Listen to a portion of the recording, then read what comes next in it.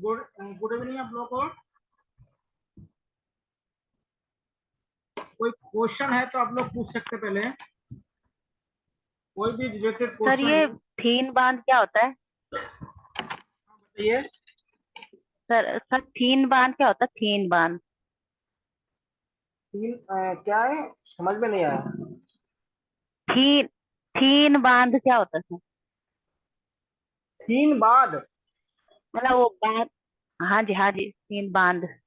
जरा आप लिख के भेजिए, मुझे तो समझ में नहीं आ रहा, जरा लिख के भेज दीजिए, मैसेज में कर दीजिए, मैसेज में कर दीजिए मुझे।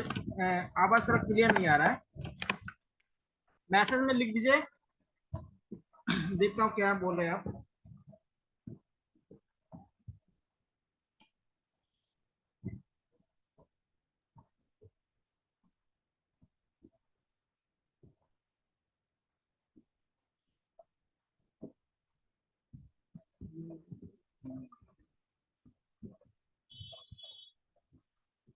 तीन बार, तीन बार,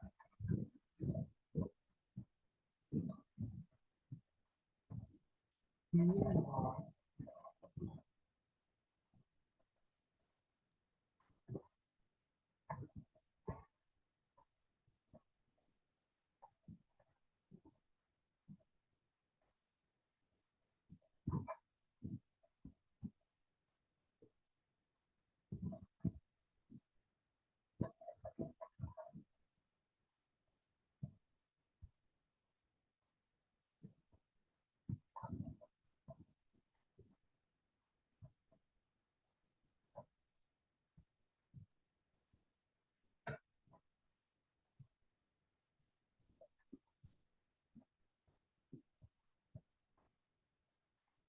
अच्छा, तीन बांध की बात बोल रहे हैं। देखिए, तीन बांध।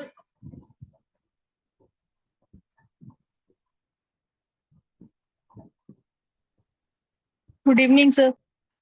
ओके ओके, तीन बांध के बारे में पूछा, मैंने तीन बांध सुना था। ठीक है, ये जो तीन बांध है ना, ये रावी नदी पर है। किस नदी पर है? रावी नदी पर है। और एक बात ध्यान दीजिएगा, ये जो पंजाब है, पंजाब का जो पठानकोट वाला क्षेत्र है, उसी में है। तीन बात क्या है, रावी नदी पे है, समझ लीजिएगा। किस नदी पर है? रावी नदी पर। तीन बांध क्या है? रावी नदी पर है और पंजाब में है। रावी नदी पंजाब में। आप लोग पूछते रहिएगा, जो भी सवाल आप लोगों का बनता है सब पूछिएगा। तो तीन बांध कहाँ पे है? पंजाब में है और रावी नदी पर है। और कोई सवाल हो तो आप लोग पूछेगा। चलिए, आज हम लोग देखते हैं कि जो इंडिया का जो क्लाइमेट है, यानी जलवायु है, उसके बारे में बात करते हैं। देखिए, पहली बात तो दो शब्द को अगर ध्यान रखिएगा, एक होता है क्लाइमेट और एक होता है वेदर। यानी एक होता है जलवायु और एक होता है मौसम। ठीक है, मौसम क्या होता है? दिन प्रतिदिन की घटनाएं होती है। दिन प्रतिदिन में हमारे आसपास के जो वातावरण में जो घटनाएं घट रही है, उसको हम मौसम कहते हैं।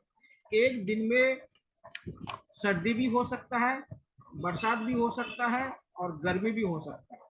तो मौसम क्या है? दिन प्रतिदिन का क्या होता है, मौसम या वातावरण में परिवर्तन जो हो रहा है, उसको हम मौसम कहते हैं। लेकिन जो जलवायु होता है वो एक स्थायी होता है, वो एक टाइम के बाद चेंज होता है। जलवायु क्या होता है?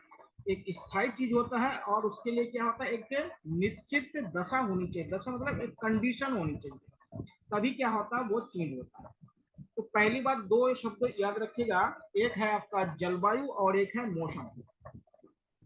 ठीक है, आप लोग रेडियो या टीवी में न्यूज सुनते हैं ना, तो मौसम की जानकारी देते हैं, जलवायु की जानकारी कभी नहीं सुने होंगे। देखिए, दो शब्द है, एक है मौसम और एक है जलवायु। ये क्या होता है, न्यूज में ये आता है, या आपके मोबाइल में जो एप्स वगैरह है, उसमें जो मौसम के बारे में जानकारी देते हो ना, उसमें मौसम या वेदर लिखा रहता है। तो ये दिन प्रतिदिन का होता है, या एक दिन में भी बहुत सारे दिन प्रतिदिन का क्लाइमेट में जो चेंज होता है उसका होता है। और जो जलवायु होता है ना, इसके लिए क्या होता है, एक लंबा समय चाहिए होता है। और वहां पे क्या होता है, एक वातावरण या दशा होनी चाहिए। समझिएगा, तो जलवायु क्या है, लंबे समय के लिए एक जगह पे जो मौसम की व्यवस्था है उसको जलवायु कहते हैं। और मौसम क्या होता है, वातावरण में जो चेंजेस होते रहते हैं उसको हम क्या क्या कहते हैं, मौसम कहते हैं। समझे। तो देखिए भारत की जो जलवायु है वो किस तरह का जलवायु है, मानसून जलवायु है। इसको नोट कर लीजिएगा, मानसून जलवायु है, जो मुख्य रूप से दक्षिण एशिया और दक्षिण पूर्व एशिया में पाई जाती है। इसको भी याद रखिएगा, जो दक्षिण एशिया और दक्षिण पूर्व एशिया में पाई जाती है। यानी दक्षिण पूर्व एशिया मतलब क्या है, इंडोनेशिया हो गया, म्यांमार हो गया, थाईलैंड हो गया, इन क्षेत्रों में पाई जाती है। दक्षिण एशिया मतलब हो गया भारत हो गया, म्यांमार हो गया, बांग्लादेश हो गया, नेपाल हो गया, पाकिस्तान हो गया, श्रीलंका हो गया, इनको दक्षिण भारत का दक्षिण एशिया कहा जाता है। इन क्षेत्र की जो मौसम होता है उसको क्या कहते हैं, मानसून कहा जाता है। मानसून क्या है, एक अरब शब्द है। कौन सी भाषा का शब्द है, अरब भाषा का शब्द है। और ये अरब भाषा से ये मौसम से लिया गया, जिसका अर्थ होता है मौसम। मूल रूप से मानसून शब्द का इस्तेमाल अरब नाविकों द्वारा की गई थी। देखिए पहले समझ लीजिए इसको क्यों की गई थी, पहले समझ लीजिए। देखिए क्या था, पहले अरब के जो, देखिए अरब का मतलब इस्लाम से मत समझिएगा। अरब का मतलब है कि इस्लाम से उदय होने से भी पहले अरब के लोग भारत से व्यापार करते थे। अरब एक क्या है, क्षेत्र का नाम है। अरब किसी धर्म का नाम नहीं है, पहले ये बात समझिएगा। तो वो जो वेस्ट एशिया जिसे कहते हैं, पश्चिमी एशिया जिसे आप कहते हैं, वो पूरे क्षेत्र को हम अरब कहते हैं। इसको अरब क्या है, पेनिसुलर बताया था, नहीं अरब प्रायद्वीप जैसे बताया था। तो अरब के लोग क्या भारत से क्या है, व्यापार करते हैं। और भारत से दो चीजों का मेनली व्यापार करते हैं, दो चीजों का बहुत इंपॉर्टेंट है, एक सूती वस्त्र था और दूसरी था क्या, मसाले। और यही जो मसाले और सूती वस्त्र क्या है, यही यूरोप को क्या था, अरब व्यापारी फिर यूरोप ले जाते थे और यूरोप में क्या है, उनको बेचते थे।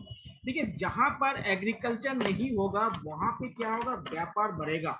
तो अरब कंट्री जो है आज भी देखिएगा, वहां पे क्या है, एग्रीकल्चर नहीं है तो वहां सरवाइव कैसे करेंगे, व्यापार जरूरी है। जहां पे क्या नहीं होता है, एग्रीकल्चर नहीं होगा, वहां पे व्यापार डेवलप होना जरूरी है, नहीं तो लोग जी नहीं पाएंगे। लेकिन क्या था, अब अरब के लोग क्या है, जो यूरोप से क्या लाते थे, बहुमूल्य धातु, जैसे सोना चांदी, जिसको बुलियंस कहा जाता है। बहुमूल्य धातुओं को क्या जाता है, बुलियंस कहा जाता है, उसको क्या है लाते थे। तो अरब व्यापारी क्या होता है, आपको बता, देखिए आपको पता है कि जो मानसून हवा है 6 महीने स्थल से समुद्र की तरफ चलते हैं और 6 महीने क्या होता है, समुद्र से स्थल की तरफ चलते हैं। ये आपको पहले बताया था।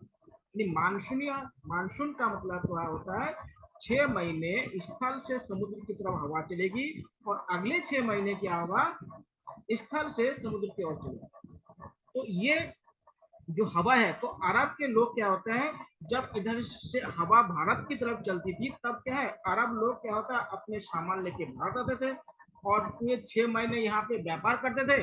और जब क्या होता है, भारत से जब हवाएं क्या है, अरब की तरफ चलने शुरू होते थे, तो क्या होता है, यहाँ से सामान लेके वो लोग जाते थे। तो देखिए कितना बढ़िया चीज है, उन लोगों ने अपना एक नया डेवलपमेंट किया है। इससे क्या होता है, उन लोगों को क्या होता है, नौका चलाने में आसानी होता है, कम बल से नौकाओं को चलाया जा सकता था। तो ये क्या है, डेवलपमेंट का प्रोसेस है। तो ये अरब शब्द से बना है मौसम, यानी मौसम बना है। और जो मानसून है जो अरब शब्द का शब्द है, इसको ध्यान रखिए।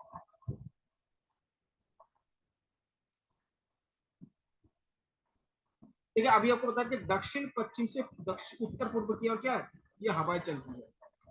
दूसरे शब्द में मानसून क्या होता है, हवा है जिनमें 6 महीने, देखिए 6 महीने क्या होता है, हवा की दिशा पूरी तरह से उलट जाती है। 6 महीने क्या होता है, समुद्र से स्थल की चलेगा और 6 महीने स्थल से समुद्र की चलेगा। अभी देखिएगा कि ये बरसात का जब मौसम शुरू हुआ ना, अभी क्या है, जो हमारे यहाँ की जो मानसून हवाएं है वो समुद्र से स्थल की ओर चलने लगी।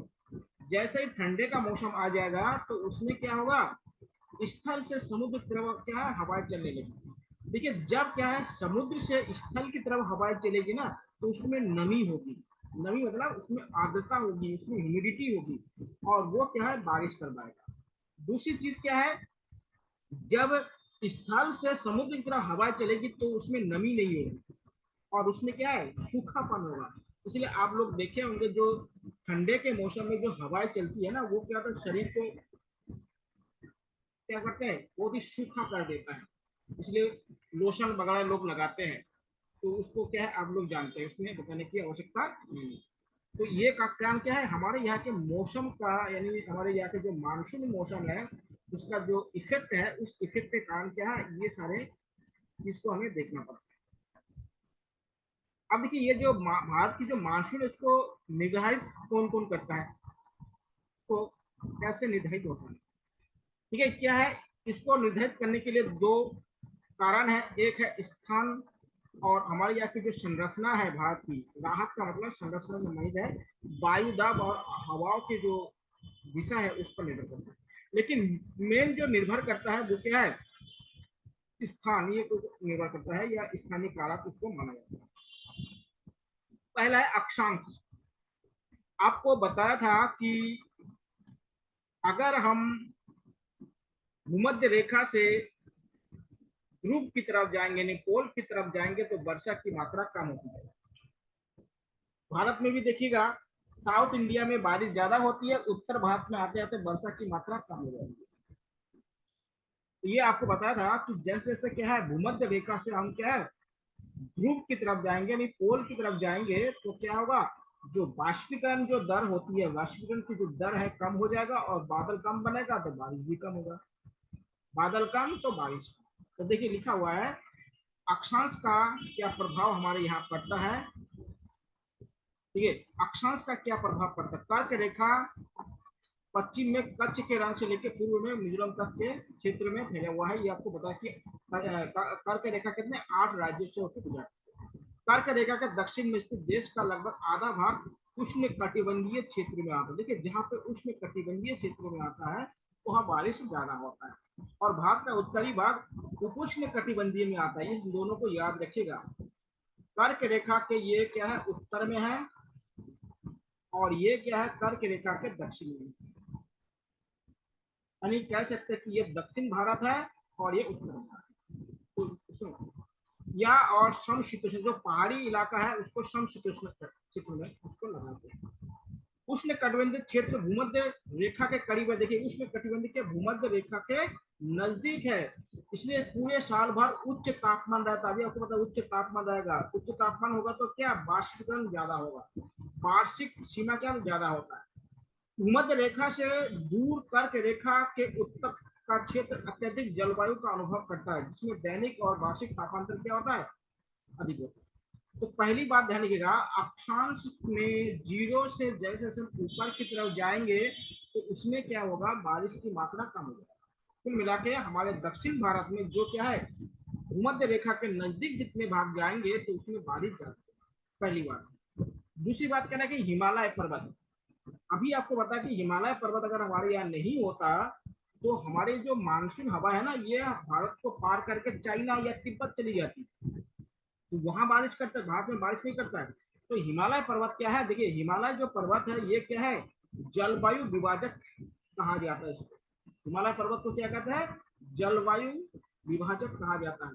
इसका दो कारण, यानी एक तो बादलों को रोकता है, और साइबेरिया से आने वाली ठंडी हवाओं को भी क्या है उत्तर भारत में आने से रोकती है। अगर हिमालय नहीं होता तो उत्तर प्रदेश तक बर्फ गिरती, समझ लीजिएगा। हमारा जो उत्तर प्रदेश है ना, देखिएगा अमेरिका में क्या है, यूरोप में बड़े पर्वत नहीं है, इसलिए देखिएगा अमेरिका और यूरोप में जो हम जिस अक्षांश में रहते हैं ना वहां पे बर्फ गिरती है, वहां पे हमारे यहाँ पे क्यों नहीं होती है, क्योंकि हमारी हिमालय पर्वत क्या है, जो साइबेरिया से जो बर्फीले हवाएं होती है उसको क्या है रोकने का काम करता है, समझ लीजिएगा।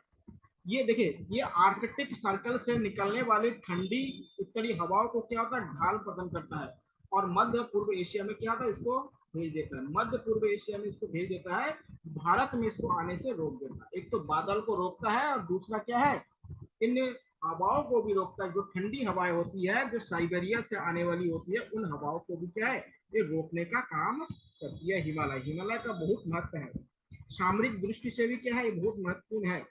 सामरिक मतलब रक्षा की दृष्टि से भी क्या है बहुत ही महत्वपूर्ण माना जाता है।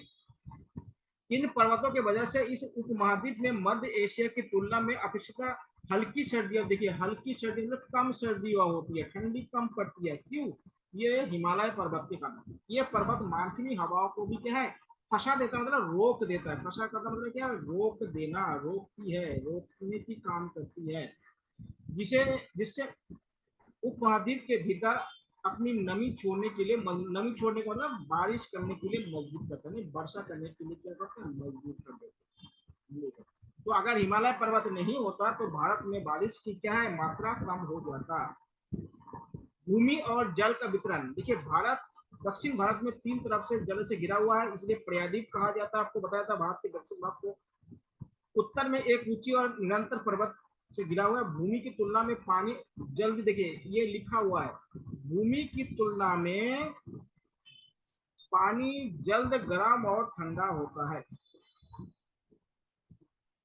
यहाँ विभेदक तापन उपमहाद्वीप और उसके आसपास का क्षेत्र में क्या होता है? वायुदब को बनाता है। वायुदब मतलब प्रेशर को बनाता है।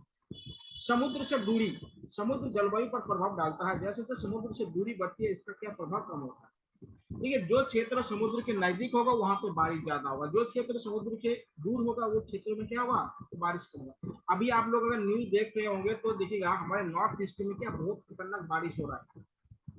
या आप कल मुंबई में बहुत बारिश हुआ, पूरा शहर डूब गया, मुंबई का सड़कों में पानी आ गया। क्यों आ गया? क्योंकि ये समुद्र से लगे हुए हैं। जहाँ समुद्र तटीय क्षेत्र होता है वहां पे बारिश ज्यादा होता है, और जो समुद्र से जितना दूर होगा क्षेत्र वहां पे बारिश उतना ही कम होगी। इसको भी ध्यान रखिए। तो समुद्र की दूरी पर भी क्या वर्षा का प्रभाव पड़ता है। ऊंचाई, ऊंचाई पर भी क्या होता है? पहाड़ों में स्थित स्थान नदी की तुलना में ठंडे होते हैं। देखिए जहां पे ठंडे ज्यादा होंगे वहां पे भी क्या है? कम बारिश होगी।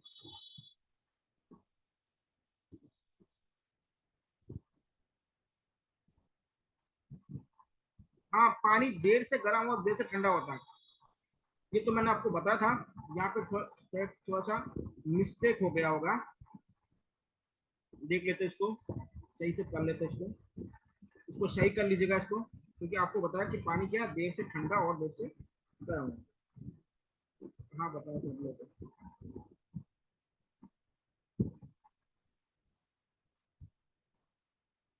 उसको ठीक कर लीजिएगा, पानी क्या होता है? देर से ठंडा और देर से गर्म होता है, इसको याद रखिएगा। ये आपको पहले ही बता दिया था, हो सकता है कि लिखने में थोड़ा गलती हो गया हो। चलिए उसको देख लीजिए। तो उसके बाद है भौतिक संरचना। भौतिक संरचना का मतलब होता है भारत में क्या है? अलग अलग तरह के क्या भौतिक संरचना है, कई पठार है, कई पर्वत है, कई इस तरह के संरचना है। तो उसी में क्या होता है? इसको भी ध्यान रखिए। तो क्या है भौतिक संरचना की क्या होता है? इस पर निर्भर करता है। तो भारत की भौतिक संरचना, वायु दाब, ये क्या होता है? गति वगैरह होता है, इसका भी क्या है? वर्षा के वितरण में प्रभाव डालता है। पश्चिमी घाट और असम में पवन उन्मुखी होने के कारण क्या होता है? यहाँ पे बारिश अधिक होता है। और पश्चिमी घाट के साथ साथ दक्षिणी पठार में क्या है? पवन विमुख होने के कारण क्या होता है? वर्षा क्या होता है? कम। ठीक है, जिधर से पवन गुजरेगी वहां पे बारिश ज्यादा होगा, और जहां पे पवन क्या होगा? गुजरेगी नहीं, कोई अवरोध होगा, तो वहां पे बारिश कम होगा। अभी आपको बताऊंगा कि हमारे जो ये जो हवाएं चलती है ना, उसके विपरीत क्या होता है? जो हवा को जो विपरीत दिशा होती है उन क्षेत्रों में क्या होता है? बारिश कम होता है। पर्वतों के विपरीत दिशा में क्या होता है? बारिश कम होता है, जिसको वृष्टि छाया क्षेत्र कहते हैं। क्या कहते हैं? वृष्टि छाया क्षेत्र कहते हैं। क्यों कहते हैं उसके बारे में आपको आगे बताऊंगा। अब देखिए भारतीय मानसून, यानी मानसून का क्या, भारतीय मानसून का क्या इफेक्ट है, इसको देखिए। ये भारतीय मानसून देखिए, मानसून उष्ण कटिबंधीय क्षेत्र में लगभग 20 से लेकर 20 नॉर्थ और 20 साउथ के बीच के अनुभव करती है। यानी एक बात आप लोग ध्यान रखिएगा, जो मानसूनी हवाएं है वो क्या है? 20 डिग्री उत्तर और 20 डिग्री दक्षिण के क्या है? बीच में क्या है? ये उत्पन्न होती है। भूमि और जल के अलग अलग गर्म होने और ठंडा होने, भूमि जल की तुलना में, यहाँ पे थोड़ा सा ठीक कर लीजिएगा, जल की तुलना में अधिक तेजी से गर्म और ठंडा हो गई। यहाँ पे ठीक लिखा है, भूमि जल की तुलना, देखिए यहाँ पे ठीक लिखा है, वहां पे थोड़ा सा गलती लिखा है, यहाँ पे ठीक है, भूमि जल की तुलना में अधिक तेजी से गर्म और ठंडा होता है, ये सही है। देखिए इससे क्या है? दाब अंतर बन जाता है। यहाँ बदलाव क्या है? उच्च दबाव के से निम्न दबाव की क्षेत्र बनाता है। अब जहाँ गर्मी टेम्परेचर ज्यादा हो जाएगा और जहाँ टेम्परेचर कम हो जाएगा, तो यहाँ क्या होगा, यहाँ टेम्परेचर कम होने पर यहाँ पे डेंसिटी क्या हो जाएगा, कम हो जाएगा, और यहाँ पे टेम्परेचर कम होने पर यहाँ पे डेंसिटी क्या होगा, बढ़ जाएगा। तो हवाएं क्या चलेगी, देखिए यहाँ से क्या होगा, डेंसिटी बढ़ जाएगा तो हवा ऐसे चलना शुरू हो जाएगा। अभी देखिए क्या हो रहा है, अभी हमारे उत्तर भारत में क्या है, गर्मी बहुत ज्यादा हो रही है। गर्मी का मतलब टेम्परेचर से है, तो टेम्परेचर, तो यहाँ का डेंसिटी क्या हो जा रहा है, वातावरण का बहुत ही हल्का हो जा रहा है, यानी बहुत ही कम हो जा रहा है। अब क्या है, समुद्र का डेंसिटी क्या है, ज्यादा है, क्योंकि वहां पे बाष्पीकरण बहुत ज्यादा हो रहा है, पानी है, नमी है उसके अंदर वायु में, तो वहां पे डेंसिटी बढ़ जा रहा है, इसलिए हाई डेंसिटी की लो डेंसिटी की तरफ क्या होता है, हवा फ्लो करती है। या क्या हो सकता है, जो तापमान है, जहाँ पे लो टेम्परेचर है, वहां से क्या होता है, हाई टेम्परेचर लो टेम्परेचर की तरफ क्या फ्लो करने लगेंगे। तो ये इसलिए क्या होता है, इस समय देखिए हवा क्या है, जो मानसूनी हवा क्या है, इस समय समुद्र से क्या है, आपके स्थल की तरफ चलने लगी है। आज देखिए बाहर हवा बहुत चल रहा है, हमारे इधर तो बहुत ज्यादा हवा चल रहा है, तो क्या है, धीरे धीरे क्या है, उत्तर भारत में भी क्या है, मानसून पहुंच रही है। आपको बताऊंगा कि हमारे देश में केरल राज्य में सबसे पहले 1 जून को क्या मानसून पहुंचती है, उसके बाद धीरे धीरे क्या ये उत्तर भारत की तरफ पहुंचती है। कहाँ पहुंचती है, उत्तर भारत की तरफ ये पहुंचने लगती है। उसका देखिए ICTZ ग्रीष्म काल में गंगा के मैदान के ऊपर स्थित हो जाता है। ठीक है, ICTZ का मतलब होता है जहाँ पे निम्न ताप पाया जाता है। तो क्या है, गंगा क्षेत्र में निम्न ताप क्यों है, अभी पता है कि ये बहुत ज्यादा गर्मी हो जाता है, या गर्म होने पर यहाँ पे क्या होगा, टेम्परेचर बढ़ेगा और डेंसिटी क्या हो जाएगा, कम हो जाएगा, तो हवा क्या होगा, इस पर बहने लगेगी, जहाँ क्या है, हवा बहने लगेगी, ये कंडीशन होती रहती है। इसका एक अच्छा सा एग्जाम्पल आप अपने घरों में भी देख सकते हैं। कहाँ देख सकते हैं, घरों में भी देख सकते हैं। घरों में आप लोगों ने एक रूम पे पंखा चला दीजिए और एक रूम पे क्या है, पंखा मत चलाइए, तो उसके बाद क्या होगा, आप लोग देखेंगे जो जिस रूम में पंखा चला हुआ है, उस रूम पे क्या है, आपका ताप पंखा हवा क्या होगा, जब घूमेगा तो उसमें क्या डेंसिटी कम हो जाएगी, दूसरे रूम से क्या होगा, उसमें हवा आना शुरू कर देती है। आगे देखिए, मेडागास्कर के पूर्व में हिंद महासागर के ऊपर क्या 20 डिग्री साउथ पर क्या है, उच्च दबाव के वाला क्षेत्र उत्पन्न हो जाता है। इस उच्च दबाव क्षेत्र की स्थिति और तीव्रता भारतीय मानसून को क्या है, प्रभावित करता है। कहाँ पे, मेडागास्कर में क्या है, यहाँ पे हिंद महासागर में क्या प्रेशर क्रिएट करता है। ग्रीष्म ऋतु के दौरान तिब्बत पठार का अत्यधिक गर्म होना, यानी तिब्बत का पठार अगर बहुत ज्यादा गर्म हो जाता है ना, तो क्या होगा, यहाँ पे टेम्परेचर कम हो जाएगा, तो हवा उधर चलने लगती है। पश्चिमी जेट, ये क्या होता है, एक प्रकार की विशेष हवाएं होती है जो चलती है, और इसके कारण भी क्या होता है, भारत के मानसून को प्रभावित करती है। दूसरा है दक्षिण दोलन या अल नीनो। ठीक है, अल नीनो इफेक्ट क्या होता है, कि अल नीनो इफेक्ट होने से क्या है, कि हमारा जो हिंद महासागर है, हिंद महासागर के जो पानी है, उसका क्या है, टेम्परेचर बढ़ जाता है। क्या होता है, टेम्परेचर बढ़ जाता है। अभी आपको पता है कि जहाँ पे टेम्परेचर बढ़ जाता है, वहां पे उधर क्या होता है, हवा का फ्लो तेज हो जाता है। हवा का फ्लो अगर उधर तेज हो जाएगा, तो क्या भारत से, भारत क्या है, भारत से हवा क्या आएगा, समुद्र की तरफ, यानी स्थल से जो हवा है भारत में, वो समुद्र की ओर चलने लगेगी। जब समुद्र की ओर चलने लगी, तो भारत में मानसून बहुत देर से पहुंचेगी। इसलिए जिस बार देखिएगा अल नीनो आएगी, उस बार क्या है, भारत में क्या होता है, देर से मानसून पहुंचती है।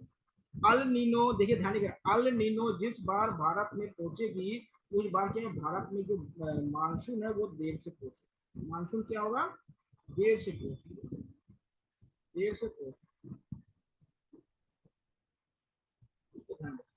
और जिस बार क्या है, प्रशांत महासागर में क्या है, गर्म क्षेत्र नहीं बन पाता है, उस बार क्या मानसून क्या है, जल्दी पहुंच जाता है। उस बार क्या मानसून क्या है, जल्दी पहुंचता है भारत में, क्योंकि वहां पे क्या है, तब उच्च दाब बन जाता है। तो जब उच्च दाब बन जाएगा, तो वो क्या होगा, तो भारत की तरफ क्या हवा का फ्लो तेज हो जाएगा, तो हवा का फ्लो क्या होगा, उधर तेज हो जाएगा।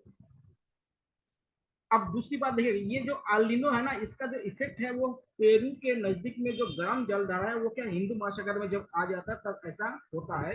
ये 3-4 सालों में एक बार होता है। ये क्या होता है, 3 4 सालों में एक होता है। देखिए अल नीना जब आता है तो क्या होता है, भारत में बारिश कम होता है। और एक है ला नीना, नीना जब ये भारत में आता है ना तो क्या भारत में वर्षा अधिक होती है, वर्षा अधिक होती है। अगर ये आती है तो हमारे जो हिंद महासागर है वहां पे प्रेशर ज्यादा क्रिएट हो जाता है, ऊपर दाब अधिक बन जाता है। दाब अधिक बनने के कारण क्या होता है, जो मानसूनी हवा है वो हिंद महासागर से क्या है, भारत की तरफ क्या है, जल्दी पहुंचने लगती है। इसलिए बारिश क्या होता है, बहुत तेजी से फैलने लगती है। बारिश क्या होता है, बहुत तेजी से भारत में होने लगता है। तो मानसूनी अल नीनो आएगा तो भारत में कम वर्षा होगा या मानसून देर से पहुंचेगी। और ला नीनो आएगा तो भारत में क्या है, मानसून जल्दी पहुंचेगी और बारिश ज्यादा होगी। जल्दी पहुंचेगी तभी तो ज्यादा बारिश होगी, जल्दी बारिश पहुंचेगी तो तभी क्या है, इसमें बारिश ज्यादा होगी।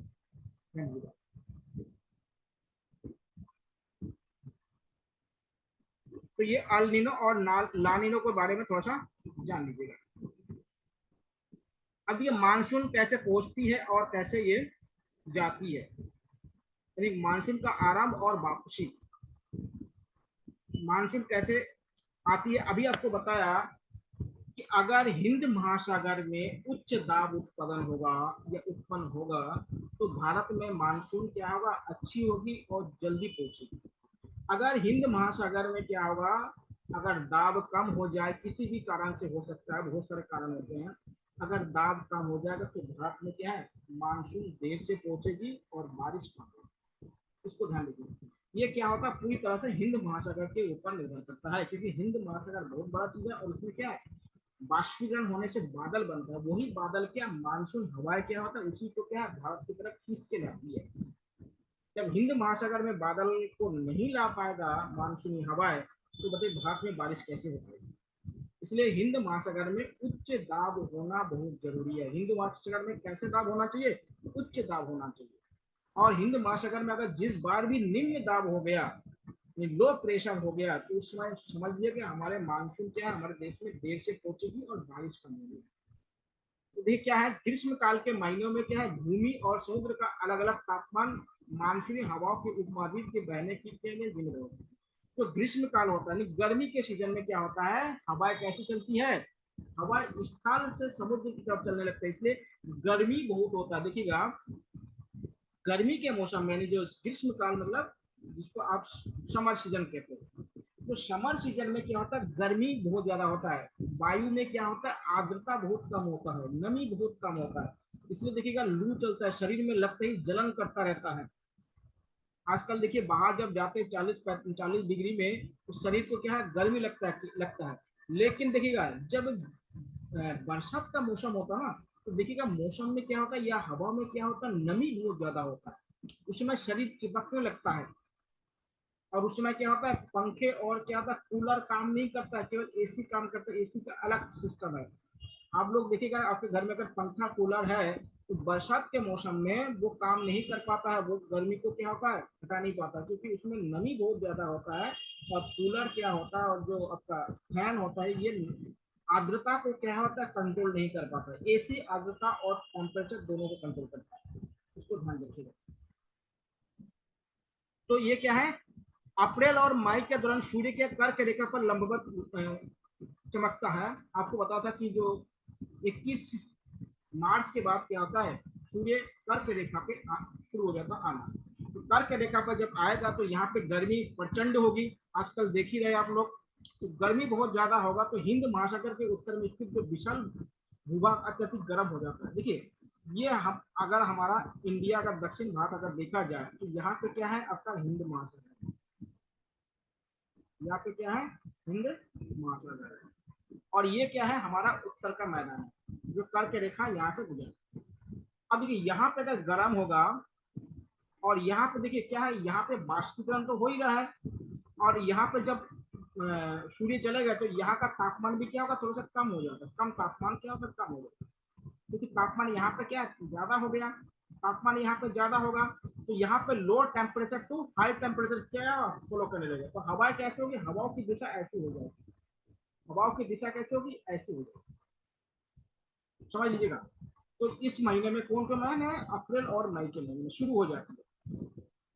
जिसके परिणामस्वरूप उपमहाद्वीप के उत्तर पश्चिम भाग में तीव्र निम्न दबाव का क्षेत्र रहता है। उत्तर और पश्चिम भाग में क्या होता है, जो प्रेशर क्या होता है बहुत ही कम हो जाता है। ये देखिए उत्तर है और ये पश्चिम वाला भाग। राजस्थान आप लोग देखोगे टीवी में क्या होता है, वो पापड़ भी क्या होता है बालू में देख के पका रहे हैं, वो ऐसे तो है नहीं लेकिन करते हैं। तो समझिए कि इतना ज्यादा गर्मी है, इसका मतलब कि गर्मी बहुत ज्यादा है। उत्तर भारत में देख ही रहे, दिल्ली वगैरह या जो कर्क रेखा के उत्तर में है बहुत गर्म हो रहा है। ठीक है, क्योंकि भूभाग के दक्षिण में हिंद महासागर में दबाव अधिक है, पानी धीरे धीरे गर्म होता है। देखिए अभी यहाँ पे लिखा है, सही लिखा है, पानी धीरे धीरे गर्म होता है। इसलिए निम्न दबाव क्षेत्र के भूमध्य रेखा के पार दक्षिण पूर्व व्यापारिक पवनों को क्या है आकर्षित करता है। जो व्यापारिक पवन होता है वो क्या होता है इसमें, इसी कारण से क्या जो ITCZ है कि स्थिति क्या उत्तर भारत की तरफ क्या है खिसक जाती है। इस प्रकार दक्षिण पश्चिम मानसून क्या था, देखिए दक्षिण पश्चिम मानसून, इसको याद रखिएगा, भूमध्य रेखा को पार करने के बाद भारतीय उपमहाद्वीप की तरफ क्या है चलने लगती है, मुड़ने लगती है। और ये हवाएं क्या है 40 डिग्री पूर्व और 60 डिग्री पूर्व देशांतर के बीच क्या है भूमध्य रेखा को पार करती है। कौन सी रेखा को पार करती है, भूमध्य रेखा को पार करती है। जो जो आपको गोला कर दे रहा हूँ उस पॉइंट को क्या है आप लोग उसको इंपॉर्टेंट करके देख लीजिए, उनको देख लीजिए। अब देखिएगा, ये जो दक्षिणी पश्चिमी जो मानसून हवा ये 1 जून को केरल के तट पे पहुंचता है, इसको याद रखिएगा। केरल के तट में पहुंचने वाली मानसून को कौन से हम मानसून कहते हैं, दक्षिण पश्चिमी मानसून। इसको एकदम अंडरलाइन कर लीजिएगा। भारत में अधिकांश जो वर्षा होता है उसको दक्षिण पश्चिमी मानसून से ज्यादा बारिश होता है।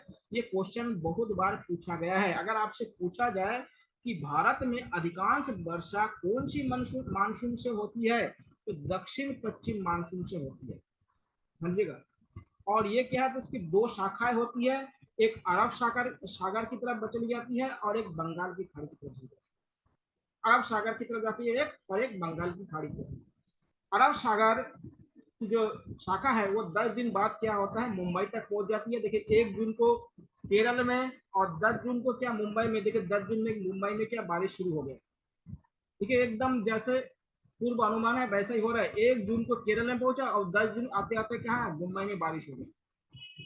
बंगाल की खाड़ी भी क्या तेजी से आगे बढ़ता है, जून के पहले हफ्ते तक क्या ये आसाम में पहुंचेगा। देखिए जून के पहले हफ्ते तक क्या है आसाम में।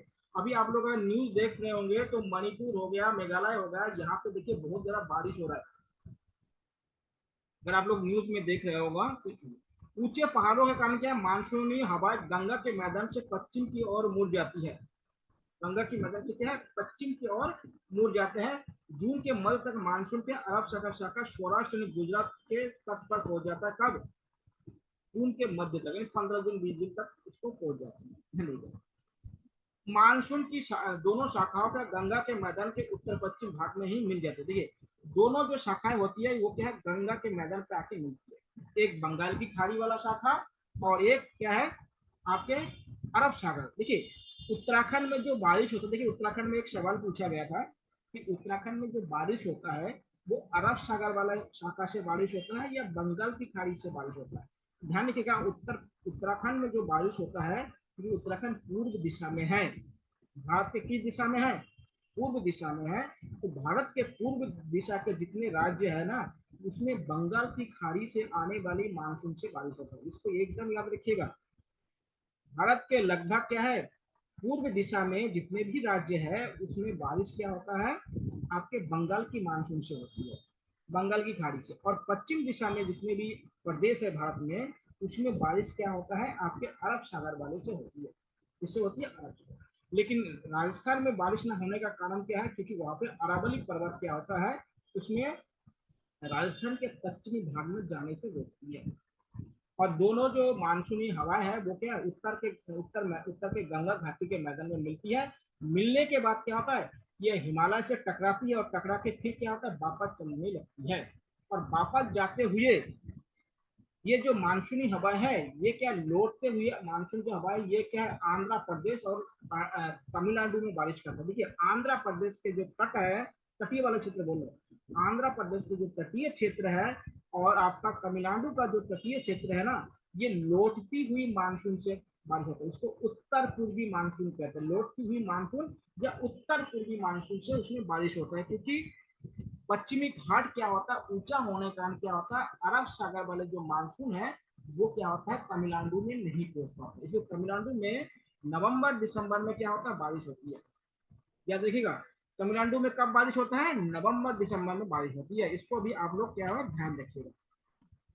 क्यों ऐसा क्यों होती है, क्योंकि लौटते हुए मानसून कारण क्या होता है, ऐसे होता है।